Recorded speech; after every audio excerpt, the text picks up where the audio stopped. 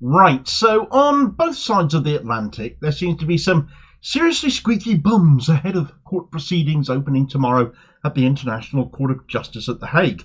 As far as the US goes, we've had the spectacle of Genocide Joe being heckled, and his Israel devotee sidekick and Chief of State Antony Blinken has been on a mass flesh-pressing exercise around the Arab world, clearly in panic mode that if Israel get found guilty of genocide, they'll be guilty of aiding and abetting, and they need to drum up a bit of local support.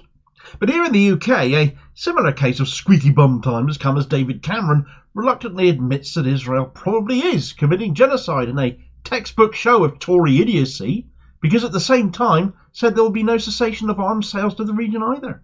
Nothing quite says aiding and abetting quite like admitting there's law-breaking going on whilst helping Israel to keep on doing it, is there?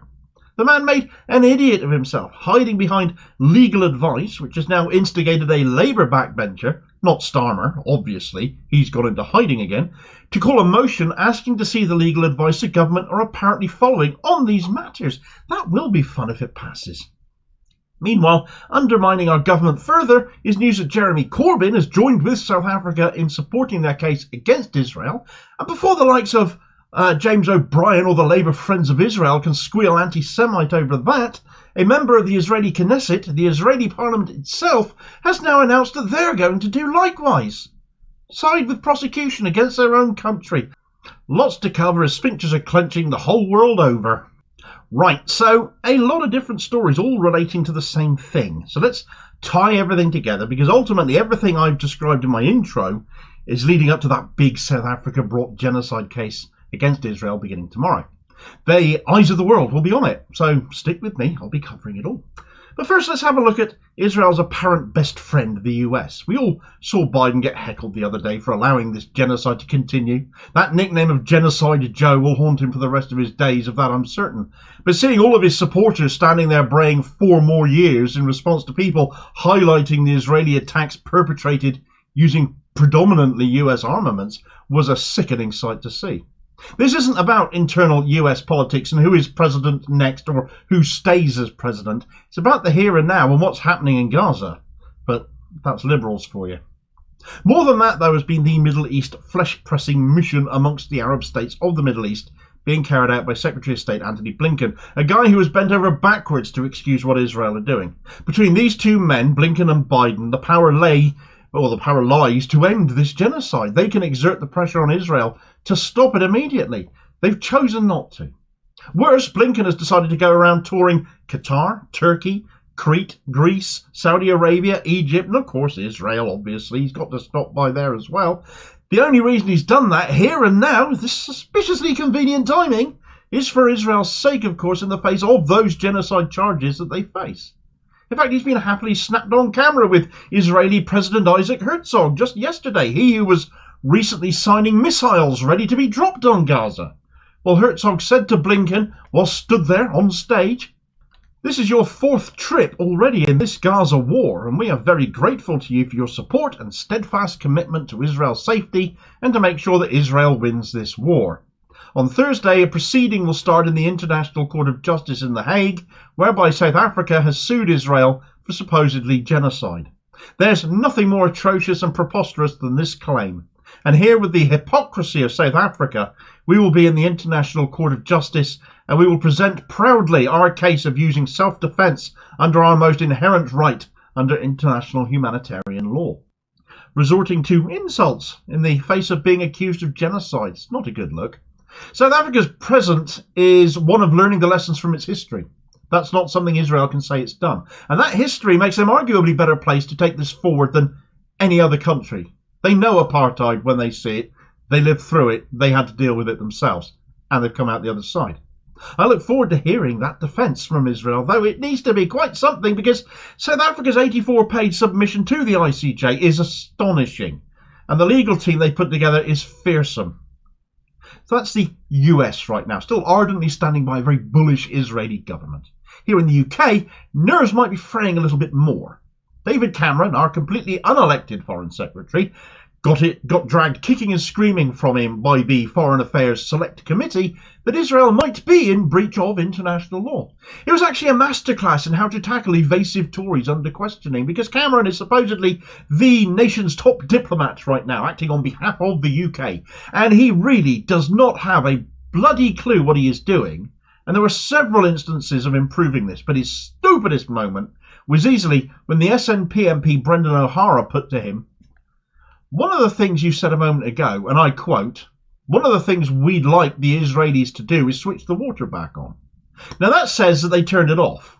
It says that you recognise they have the power to turn it on. Therefore, isn't turning water off and having the ability to turn it back on, but choosing not to, isn't that a breach of international humanitarian law? The answer, of course, is yes. But to Cameron, it was just something they ought to do, and clung to the fact he wasn't a lawyer in order to avoid saying that obvious answer of yes. Well, guess what, Dave? You were literally sat next to a lawyer. Not only that, but if it isn't clear to Cameron that denying people basic access to water, as is laid down in humanitarian law, human rights law, Genocide Convention, Geneva Conventions, then what have you been doing since getting your lordship and taking a post Sunak has no talent on his own benches, elected talent on his own benches, to fulfil the role, except practising being even more condescending than ever? The chair pulled said lawyer, Sir Philip Barton, up on this for clarification and pressed him for a yes or no answer on this. And he also sat there obfuscating that they were talking technicalities, because it's an obligation over occupying powers. And all of a sudden, nobody seemed to realise that Israel was an occupying power. 56 years of occupation came as one hell of a shock to Cameron and his team. They didn't see that coming. Well, who knew? You used to be the Prime Minister, man. You should have known. It was insulting how ill-prepared and frankly how stupid they take us for, that they wouldn't admit that they were in the wrong, beyond Cameron eventually wheedling that he was worried Israel might have broken international law. But on the matter of South Africa bringing this case, he said, "I don't think that is helpful. I don't agree with it. I don't think it's right." Well, on what basis, though? What legal advice brought you to that startling conclusion, Dave? Well, they aren't too keen to share that, so a motion has had to be brought to Parliament seeking to get it published.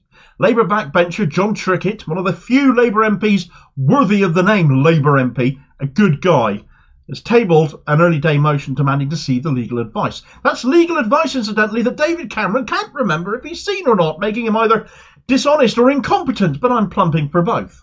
Anyway, Trickett's motion reads that this House understands that questions have been raised internationally about the legality of the Israeli government's actions in Gaza, recognises that in November 2023, UN experts raised the alarm about the risk of genocide in Gaza, highlights the UN General Secretary's reasons for invoking Article 99, that there is a high risk of total collapse of the humanitarian support system in Gaza, which would have devastating consequences. Further highlights his comments to the Security Council that international humanitarian law includes the duty to protect civilians and to comply with the principles of distinction, proportionality and precaution, and that the laws of war also demand that civilians' essential needs must be met, including by facilitating the unimpeded delivery of humanitarian relief. Notes the Spanish Prime Minister's comments that he has serious doubts that Israel is complying with international humanitarian law. Further notes the letter signed by prominent Israeli public figures to the Attorney General in December 2023, which said there have been explicit calls to commit atrocious crimes against millions of civilians, providing evidence of the discourse of annihilation, expulsion and revenge. Acknowledges the case South Africa has brought to the International Court of Justice, claiming Israel's treatment of Palestinians is tantamount to genocidal actions, and calls on the government to publish in full the legal advice it has received from its law officers regarding the situation in Gaza, particularly in the run-up to UN votes and the legality of the UK export licensing of arms to Israel. Bring it on. It's telling that this had to come from a backbencher in the Labour Party, though, to try and glean some information on this, because neither Starmer nor any of his front bench seem at all interested. Basically on the same page as usual as the government are, therefore providing no checks and balances as an opposition is supposed to do, failing in their job. So far, only a handful of MPs have signed this early day motion of Trickett, so get hold of your MP to do likewise.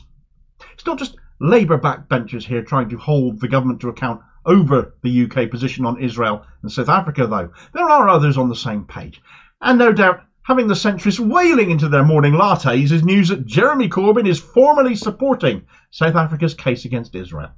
The race card will be played again, of course, on this against him, as always, but really, is it still cutting through now?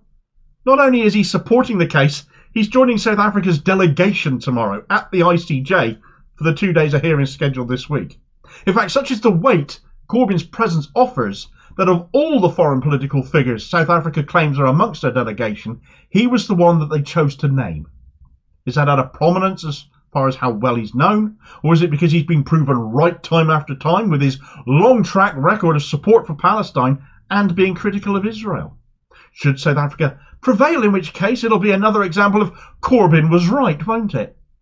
But before anyone chooses to start braying anti-Semitism over this, there is one other politician we know of that is joining with South Africa. This one possibly carries more weight even than Corbyn, because a member of the Israeli Knesset itself, Israel's parliament, is joining the South Africa delegation. Ofer Kasif of the left-wing Hadash Ta'al party, I've probably said that wrong, announced on Sunday that he was joining in the lawsuit against his own country in The Hague. He said, "My constitutional duty is to Israeli society and all its residents, not to a government whose members and its coalition are calling for ethnic cleansing and even actual genocide. Those who hurt the country and the people are the ones who led South Africa to turn to The Hague, not me and my friends. I will not give up the struggle for our existence as a moral society. That is true patriotism, not wars of revenge and calls for destruction, not unnecessary bloodshed, and not the sacrifice of civilians and soldiers in futile wars." Can you imagine the courage that took to stand up in the parliament of the very people perpetrating this genocide and saying to their faces, "I'll see you in court, I'm with South Africa"? Because that's basically what he did, and they went mad. I did a video the other day talking about one of Netanyahu's ministers, Tali Gottlieb, and she was storming around the Knesset floor, waving papers and screaming at Kasif over this. The far right are now planning to demonstrate outside of his house over it, and one of the rancid bunch has even produced a Photoshop image to promote this protest of an Israeli MMA fighter holding Kasif's severed head and another member of Netanyahu's Likud party, Nissim Vachiri, holding a hammer. So if anything happens to him or his family, that's going to be on Netanyahu as well. The lead up to this court case is not settling down any at all. If anything, things are just getting more febrile. And if you aren't familiar yet with the 84-page submission by South Africa that has kicked off all of this fuss, so much fuss and attention that has got the eyes of the world glued to The Hague right now, then you really need to watch this video next. And I'll hopefully catch you on the next vid. Cheers, folks.